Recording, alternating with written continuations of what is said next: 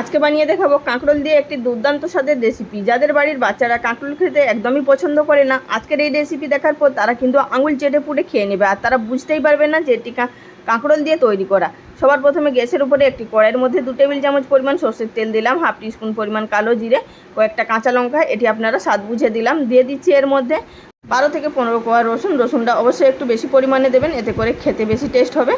তো রসুনটা হালকা ভেজে নিয়ে কাঁকরোল দিয়ে দিলাম। এখানে 2টো বড় সাইজের কাঁকরোল পাতলা পাতলা করে কেটে নিয়েছি। অবশ্যই কাঁকরোলগুলো একটু কচি দেখে নেওয়ার চেষ্টা করবেন, এতে করে খুব ভালো টেস্ট আসবে। তো কাঁকরোলটা দিয়ে এটিকে আমি মিনিট 2-এর জন্য ভালোভাবে প্রথমে নাড়াচাড়া করে ভেজে নিলাম। স্বাদ মতো নুন, পরিমাণ মতো হলুদের গুঁড়ো দিয়ে আবারও এটিকে ঢাকা চাপা দিয়ে যতক্ষণ না কাঁকরোল এবং সমস্ত উপকরণগুলো ভালোভাবে ভাজা হয়ে যাচ্ছে ততক্ষণ অবধি আমাদের ভেজে নিতে হবে।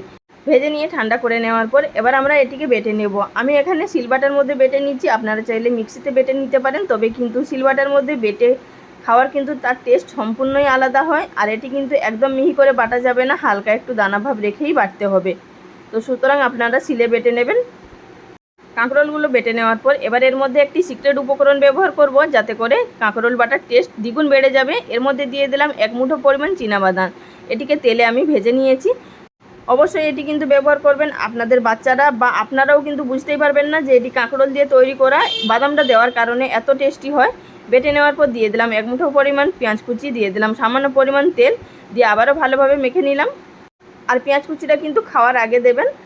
পেঁয়াজ কুচি দিয়ে মেখে রেখে দিলে হালকা একটু গন্ধ ছাড়বে, তাই পেঁয়াজ কুচিটা বাদ দিয়েই তৈরি করবেন। এবার গরম ভাতের সাথে পরিবেশন করুন, খেতে কিন্তু দুর্দান্ত লাগবে, অবশ্যই একবার ট্রাই করুন।